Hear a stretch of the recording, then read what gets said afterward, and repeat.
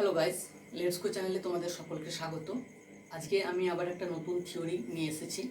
সেটি হলো কোহেলবার্গের নৈতিক বিকাশের তত্ত্ব, অর্থাৎ মোরাল ডেভেলপমেন্ট অফ কোহেলবার্গ। এই কোহেলবার্গের সম্পূর্ণ নাম কি? লরেন্স কোহেলবার্গ। ওকে, তো এই যে কোহেলবার্গের তত্ত্বটি রয়েছে, এই তত্ত্বটি পিয়াজের কগনিটিভ থিওরি বা জ্ঞানমূলক তত্ত্ব বা প্রজ্ঞামূলক তত্ত্বের উপর কিন্তু নির্ভরশীল। তো যাই হোক, আজকে আমরা জেনে নিই যে মোরালিটি কি। মোরালিটি কি জিনিস? দেখো, এই মোরালিটি ব্যাখ্যা করার পূর্বে আমি তোমাদেরকে প্রথমেই একটা ছোট একটা গল্পর মতন শোনাই, তাহলে সকলের বুঝতে সুবিধা হবে। সেটা হলো এটাই, কোহেলবার্গ একটা পরীক্ষা করেছিলেন। হেঞ্জ বলে একজন ব্যক্তি ছিলেন। তো সেই ব্যক্তির যে স্ত্রী ছিলেন, স্ত্রীর কিন্তু এমন একটা কঠিন ব্যাধি হয়েছিল, রোগ হয়েছিল আর কি। তো সেটার ওষুধ পাওয়া যাচ্ছিল না, এবং সেটা তার স্ত্রীর পক্ষে রোগটা খুবই ক্ষতিকারক ছিল, বা এমনকি তার মরণ পর্যন্ত হতে পারে। তো এমত অবস্থায় সে চারিদিক খোঁজাখুঁজি করেছে ওষুধের জন্য, এবং কোথাও না পেয়ে হতাশগ্রস্ত হয়েছে, এবং অবশেষে সে এক জায়গায় খবর পেয়েছে যে যে এমন একজন কেমিস্ট রয়েছে যার কাছে ওষুধটি আছে। কিন্তু সেই সিচুয়েশনে বা সেই পরিস্থিতিতে ওই হেঞ্জ যে ব্যক্তিটি রয়েছে তার কিন্তু অত টাকা দিয়ে বা অত অ্যামাউন্ট দিয়ে, প্রচুর পরিমাণ টাকা দিয়ে ওই ওষুধটা কেনার মতন সামর্থ্য তার পক্ষে কিন্তু নেই। ওকে, এরপর এমত অবস্থায় সে কী করবে? সে সেই কেমিস্টের কাছে গিয়েছে, এবং যাওয়ার পরে সেখানে সে অনুরোধ করেছে ওষুধটা দেওয়ার জন্য। কিন্তু সেই কেমিস্ট এত পরিমাণে হিউজ, এত পরিমাণে অর্থের পরিমাণটা এত বেশি বলেছে যে তার পক্ষে ওষুধটা কেনা সম্ভব নয়। তো এখন এমত অবস্থায় তার কাছে তিনটি প্রশ্ন উপস্থিত হয়। সেই তিনটি প্রশ্ন কি? নাম্বার 1 প্রশ্ন হলো যে হয় সে ওষুধটি ওখান থেকে চুরি করে নিয়ে চলে আসবে, ওই যে ওষুধের দোকান সে শাটার ভেঙে ওষুধটি চুরি করে নিয়ে আসবে এবং তার স্ত্রীকে খাওয়াবে, যাতে যার ফলে তার স্ত্রী সুস্থ হয়ে উঠবে, এবং এবং তাকে কি করতে হবে না, থানাতে গিয়ে বা আইনের কাছে তাকে যে ক্ষমা চাইতে হবে যে হ্যাঁ আমি ভুল করেছি। তাহলে প্রশ্ন নাম্বার 1 এটা। প্রশ্ন নাম্বার 2 কি না, হ্যাঁ তুমি চুরি করো, তার কাছ থেকে চুরি করে ওষুধটা নিয়ে চলে এসো, কারণ এখানে জীবন মরণের একটা ব্যাপার রয়েছে। তুমি চুরি করে নিয়ে চলে এসো এবং আসার পরে ওষুধটা তোমার স্ত্রীকে দাও এবং সে বেঁচে উঠুক, এবং তোমাকে আইনের কাছে মাপও চাইতে হবে না, বা যে স্যারেন্ডারও করতে হবে না। এটা হলো 2 নম্বর প্রশ্ন। 3 নম্বর প্রশ্ন কি ছিল? 3 নম্বর প্রশ্ন ছিল যে চুরি করা পাপ, এবং চুরি করলে তার সাজা হতে পারে। তাহলে এই যে 3টে প্রশ্নের মধ্যে সে কিন্তু দাঁড়িয়ে রয়েছে। তাহলে সঠিক, উচিত ও অনুচিত, বা সঠিক ও ভুল, এই দুটোর মধ্যে যে, তার মধ্যে যে দ্বন্দ্বের সৃষ্টি হচ্ছে, এই দ্বন্দ্বের মধ্যে দিয়ে প্রতিটি ব্যক্তিকে ইন্ডিভিজুয়ালি, অর্থাৎ স্বতন্ত্রভাবে, আলাদা আলাদাভাবে একটা ডিসিশনে পৌঁছতে হবে, একটা নীতিকে বেছে নিতে হবে। এই যে উচিত ও অনুচিতের মধ্যে একটা যে বেছে নেওয়া, একটা যে নীতিকে বেছে নেওয়া, সেটাই হলো মোরালিটি বা নৈতিকতা। তো যাই হোক, আজ আমরা থিওরির মূল তত্ত্বে প্রবেশ করি। প্রথমে আমার যেটা কথা সেটা হলো যে কোহেলবার্গের এই যে তত্ত্বটি রয়েছে, কোহেলবার্গের যে মোরাল ডেভেলপমেন্টের তত্ত্ব রয়েছে, সেই তত্ত্বটি কিন্তু 3টি মূল উপাদানের উপর নির্ভরশীল। সেটা কি? নাম্বার 1 হলো কগনিটিভ ডেভেলপমেন্ট বা প্রজ্ঞামূলক বা জ্ঞানমূলক তত্ত্ব বিকাশ। 2 নাম্বার কি রয়েছে? কগনিটিভ ডিলেমা বা জ্ঞানমূলক দ্বন্দ্ব, এবং 3 নাম্বার রয়েছে রোল টেকিং অ্যাক্টিভিটি বা ভূমিকা গ্রহণের নীতি। তো পরপর বুঝে নেওয়া যাক। কগনিটিভ ডেভেলপমেন্ট কি? আগের দিনই আমি বলেছি, যেখানে ব্যক্তি তার ব্যক্তিসত্তাকে কাজে লাগিয়ে, তার বুদ্ধিমত্তাকে কাজে লাগিয়ে সে জ্ঞান অর্জন করে, এবং তার মাধ্যমে সে কী করে? কোনো কঠিন সিদ্ধান্ত গ্রহণ করে, কোনো সমস্যার সমাধান করে থাকে। স্কিমার কি করে না, বিস্তার ঘটায়, স্কিমার সম্প্রসারণ ঘটায়। তো সেটাই হলো কগনিটিভ ডেভেলপমেন্ট। তো এই কগনিটিভ ডেভেলপমেন্টের মধ্য দিয়েই কি না, নৈতিকতার বিকাশ ঘটে। 2 নম্বরে কি রয়েছে না, কগনিটিভ ডিলেমা। ওকে, কগনিটিভ ডিলেমা অর্থাৎ জ্ঞানমূলক দ্বন্দ্ব। দ্বন্দ্বটা কখন হয়? দ্বন্দ্বটা তখনই হয় যখন সে 3টে, ওই যে আগে যে উদাহরণ বললাম, যে 3টে যে উদাহরণ, মানে 3টে যে মানে সিস্টেম যে সে কোনটাকে বেছে নেবে, যে কোনো একটাকে তাকে বেছে নিতে হবে, যেহেতু তার স্ত্রীকে যদি তার জীবন বাঁচাতে হয় কিছু একটাকে বেছে নিতে হবে। তো ডিলেমা হলো সেই জিনিসটাই যে মানুষ এমন একটা সিচুয়েশনে পড়ে যে সেই সিচুয়েশনে অনেকগুলো জিনিসের মধ্যে তাকে একটাকে বেছে নিতে হয়। যেমন এখানে ধরো বলা হয়েছে যে এমন একটা সিচুয়েশনে হয়তো একজন ব্যক্তি পড়েছে যেখানে তার লাভার রয়েছে, 2 নম্বরে ফ্যামিলি আছে এবং 3 নম্বরে 10 কোটি টাকা আছে। তো সে তার মধ্যে কোনটাকে বেছে নেবে?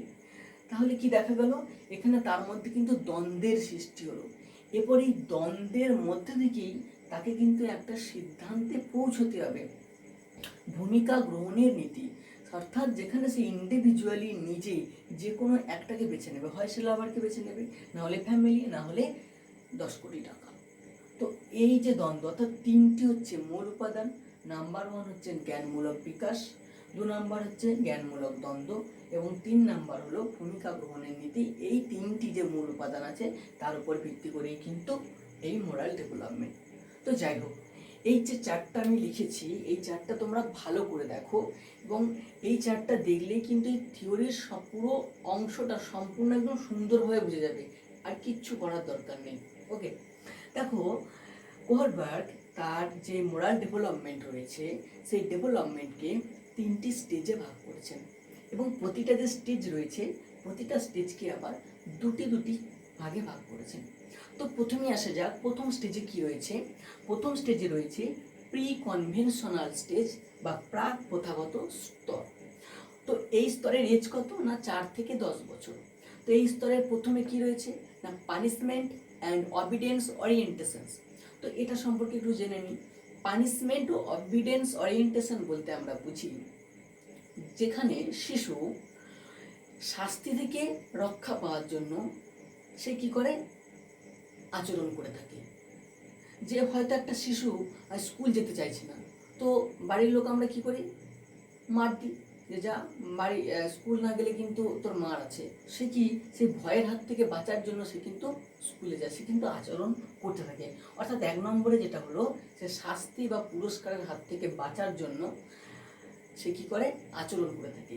এই যে প্রথম স্টেজের যে এই যে প্রথম ভাগটা রয়েছে এখানে কিন্তু শিশুটির নৈতিক আচরণ দেখা যায় না, নৈতিক আচরণ দেখা যায় না, এখানে কিন্তু দেখা যায় না। এই স্টেজটা রয়েছে প্রথম স্টেজের যে প্রথম ভাগে। 2 নম্বরে কি রয়েছে ইনস্ট্রুমেন্টাল রিলেটিভিস্ট ওরিয়েন্টেশন। তো ইনস্ট্রুমেন্টাল রিলেটিভিস্ট ওরিয়েন্টেশন কি না আত্মকেন্দ্রিকতা দ্বারা নিয়ন্ত্রিত। এক্ষেত্রে এই স্টেজে শিশু কি হয় আত্মকেন্দ্রিক বা ইগোসেন্ট্রিজম। ইগোসেন্ট্রিজম কি, যেখানে শিশু নিজেকে নিয়েই ব্যস্ত থাকে, নিজের চাহিদা পূরণ নিয়ে সে সবসময় ব্যস্ত থাকে।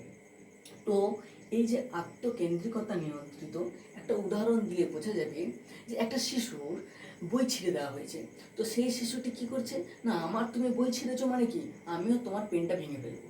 অর্থাৎ তার কি চাই স্যাটিসফ্যাকশন চাই, তার শান্তি চাই। আমার একটা কিছু খোয়া গেছে মানে কি তাকেও আমার একটা কিছু ক্ষতি করতে হবে বা তারও কিছু একটা ভাঙতে হবে।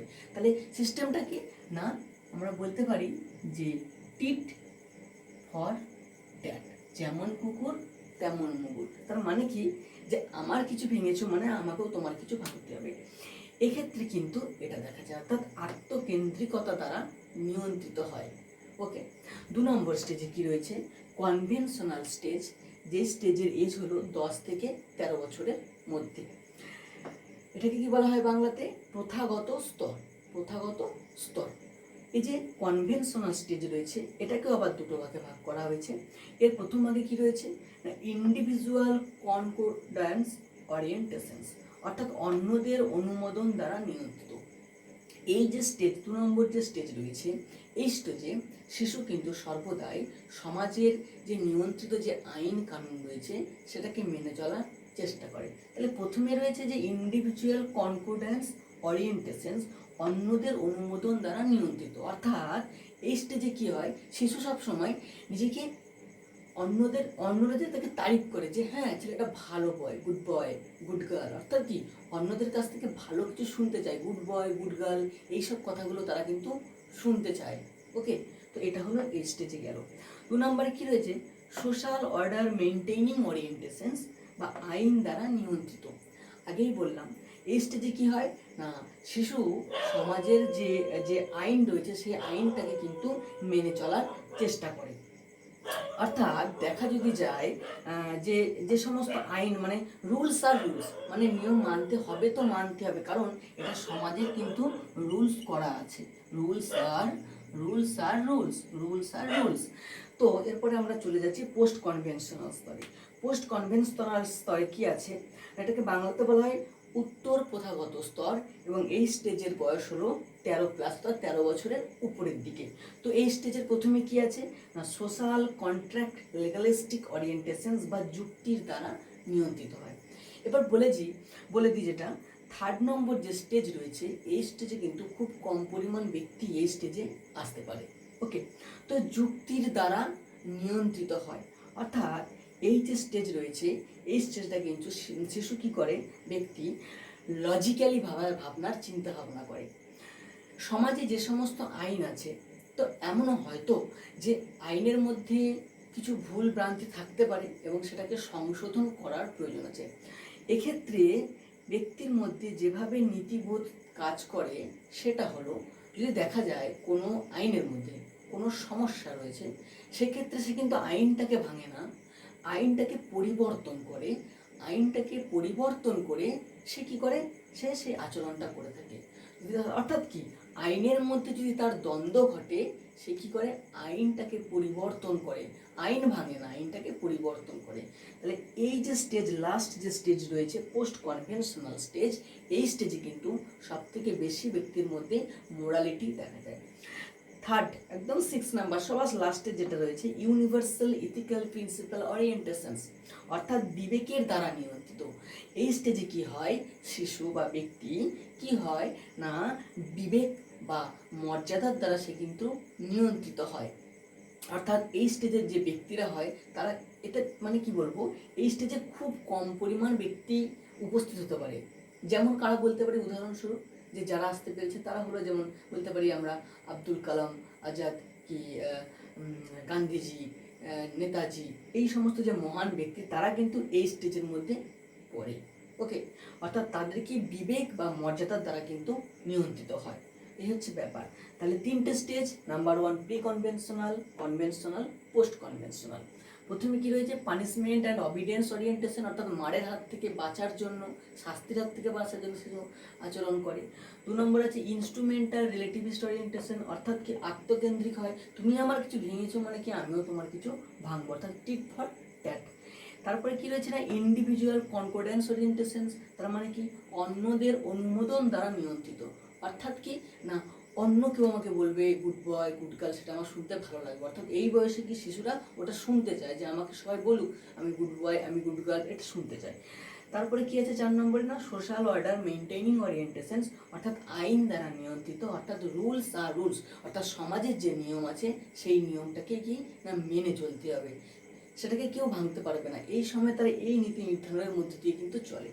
লাস্ট যে স্টেজ আছে সেটাই কিন্তু সব থেকে বেশি মোরালিটি ডেভেলপমেন্ট ঘটে এই স্টেজে, সেটা হচ্ছে সোশ্যাল কন্ট্যাক্ট লিগালিস্টিক ওরিয়েন্টেশনস এবং ইউনিভার্সাল এথিক্যাল প্রিন্সিপাল ওরিয়েন্টেশনস। তাহলে যুক্তির দ্বারা নিয়ন্ত্রিত জিনিসটা কি, অর্থাৎ যেখানে শিশু বা ব্যক্তি কি করে, আইনকে ভাঙে না, আইনের মধ্যে যদি কোনো দ্বন্দ্বের সৃষ্টি হয় আইনটাকে পরিবর্তন করে সে নীতি নির্ধারণ করে, কিন্তু আইনকে কখনো ভঙ্গ করে না। এবং লাস্ট স্টেজ সেটা হলো বিবেকের দ্বারা নিয়ন্ত্রিত। তো এই হলো 3টে স্টেজ, এবং খুব সহজে তোমরা 4টে একটু দেখলে কিন্তু তোমাদের মনে রয়ে যাবে। তো লাস্ট যেটুকু রয়েছে সেটুকু বলে দিই, সেটা হলো মনোবিদ কোহলবার্গ ব্যক্তিকে 2টি ভাগে ভাগ করেছেন, মোরালিটি অনুযায়ী 2 ভাগে, একটা হচ্ছে এ টাইপ এবং বি টাইপ।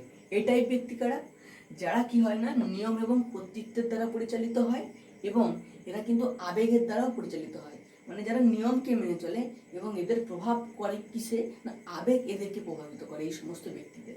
আর বি টাইপ কারা, যাদেরকে বিবেক ও আদর্শের দ্বারা পরিচালিত করে এবং এরা কিন্তু জ্ঞান ও প্রজ্ঞার দ্বারা প্রভাবিত হয়। তো এই হলো আজকের থিওরি। তো তোমাদের কেমন লাগলো তোমরা প্লিজ জানিও কমেন্টে, লাইক করো, কমেন্ট করো এবং শেয়ার করতে ভুলো না, এবং প্লিজ সাবস্ক্রাইব করে দিও। আজকের মতো এখানে।